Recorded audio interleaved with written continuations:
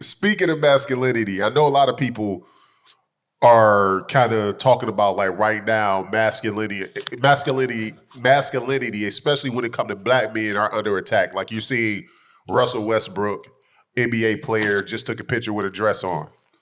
Okay. You know what I'm saying? 6'8" dude, NBA player, regular shirt on, and a long dress down to his ankles. Yeah. Like this whole, Young Thug picture, dress on. You got like Lil Uzi kind of got an androgynous kind of dress. Like, do you feel like men in this culture are starting to become more feminine, even though you're seeing that in the pimp culture? I think, like, from what I've noticed, but I've only lived in my lifetime. I don't know, because, in the 60s, they kind of said the same thing. Yeah. If you kind of, like, study culture, you know what I'm saying? Like, oh, the skin-tight pants, and look at the way they're gyrating, and you know what I mean? Like, but in hip-hop, for sure, bro, because I do remember the evolution of hip-hop. Because hip-hop wasn't hip-hop before, like, the late 80s, right? 90s, but yeah, it's definitely taken a turn where it's like snitching, never in my life would I think that a fucking snitch would get his contract renewed and all this shit. Like,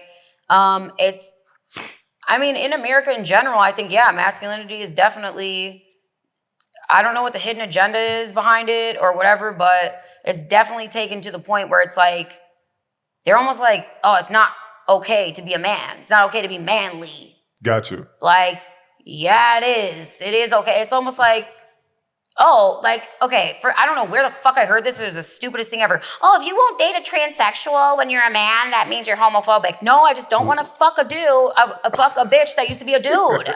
Facts. That is not fucking homophobic, and I am part of the LGBT community. Gotcha. Okay, so I don't want to fucking hear shit from anybody. Like, you know what I mean? Like, seriously, this is just the point where it is people have, instead of everybody being treated equally, people now want favoritism. No, I don't want favoritism as a bisexual woman. I want equality. I can now be free to fucking marry anybody I please and be miserable just like the rest of everybody else, okay? So, like, you know what I mean? Like, if I want to go fuck a bitch, none of your business. If I want to go fuck a transgender, none of your business. But also, I'm not expecting everybody else out there to be okay with doing it themselves. Got you. That's my problem. So, and that's another thing that people from the LGBT community, I don't think speak up enough about. I don't want preferential treatment. Makes me angry that so many people are looking for that preferential treatment. No, just treat us all equally. Why are we even putting race on an application? Why? Why is gender on an application? We should know your skills should be what's on the application. I don't care if you're black, white, Chinese, Mexican. Why does that matter? That is what bothers me the wrong way is we're talking about, okay, we should all be treated equally, but at the same time, we are classifying people now more than ever into these categories. That's not, classification divides us. We're all one. We should be in unity and celebrating each other's differences. And no, you don't have to agree with me. This is motherfucking America. This is why we immigrated here. My family immigrated here is for America, not for, oh, if you say that's gay, then that's bad. I'm like, okay, that's gay. Guess what? I'm gay too. I don't know. Like, I'm just not as offended by everything as everybody else is. People have just became this, oh, you hurt my feelings, now I'm going to sue you. Like, shut up. Maybe it's because I went through too much as a kid or some shit. That could be true, but I think the thing that because somebody was like, man, freedom of speech is under attack.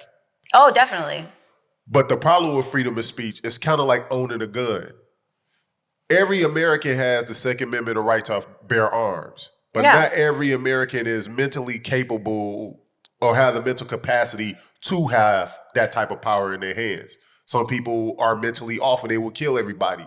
Same thing with freedom of speech is everybody have a right to express themselves. Yeah. But some people can express themselves and it be so radical that it radicalize other people that it start to put people in danger. And I think that's the part where we are trying to find that balance between being able to say what you want to say, how you want to say it, but not to the point where it incites some people to go and attack the riot and people get killed. You know what I'm saying? Nobody could ever incite me to riot.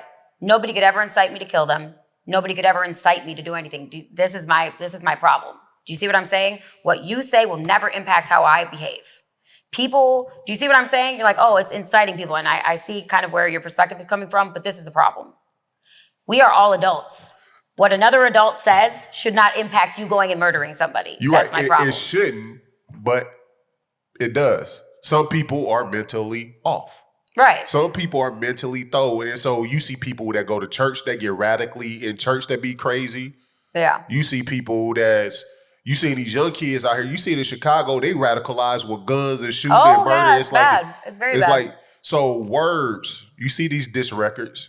It's freedom of speech. You had a right to rap about ops and all that stuff, but death is coming behind it. You see what I'm saying? And so I think that's the fine line between freedom of speech. Say what you want to say how you want to say, but we also got to be careful of the people who can manipulate, who has a platform that manipulates and empowers people to go out and do radicalized things. Oh, right. You shouldn't ever try purposely to incite a riot. Of course not.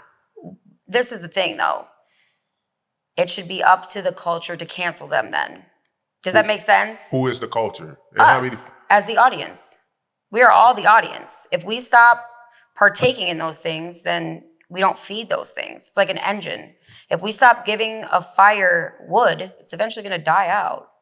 Like us giving so much attention to these negative things so much is like putting wood on the fire. Gotcha. We keep putting this wood on the fucking fire. Like, look, if I don't like what you say, I'm just going to really literally not acknowledge you anymore. Be like, oh, you don't exist because you're an idiot. And you know what? I think that most functioning adults, that's what majority of us do. I just turn it off. Right, yeah. But you get some people that get so consumed. Oh, for sure, and next thing you know, they out here out of their mind. You know what I'm saying? Like, we just in a crazy time right now. Absolutely. I mean, and like, don't take what I said about like the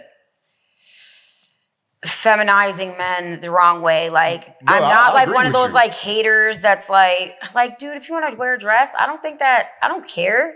You know, that's what you do. But don't tell me as a man I'm bad for not wanting to look at a man in a dress. Right. Do you see what I'm saying? That's real. This is the problem, is it's getting to the point where if you do not cater to these tiny niches, you're looked at as a bad person, as a, you know what I'm saying, as a hater, as a homophobe, no, it's just how you choose to live your life. And this is America. You can choose to live your life however you want to. Do we have a bad case of not minding our business sometimes too? Why do we feel like we have to comment and have an opinion about what somebody else is doing? That's my problem. Why do we care that he wear a dress, okay? Why do we care if Lil Nas X, just whatever he is and do? It's the media and all this negative, the negative publicity is always going to travel faster than positive. So they look for negative. They look for the drama. They look for it because that's what's going to pay them. And it's sad. You know, I always say, follow the money, you're going to find the evil. That's real. That's real. Follow the money, you're going to find the evil, because money in and of itself is not evil. Okay, I've done a lot of really good things with money. And, you know, a lot of the things I do that are good with money, I don't broadcast because I don't believe in it. Certain things I do broadcast just because I want to inspire others to also help. But what you do with the money can be evil. How you get your money can be evil. Yeah, for sure. You know, like... It's not the money, it's the person. The intent, the motive behind whatever they're doing. Same thing as a gun. Yep. Gun, I carry a gun everywhere I go. Never had an issue with it, never a problem.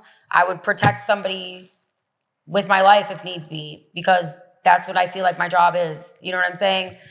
As a fellow American, if somebody else cannot protect themselves, it's up to me to protect them. Gotcha. Does that make sense? So, but also there are people that do that for bad purposes. Yeah. You know, and want to hurt other people. But I think most of us are not bad people.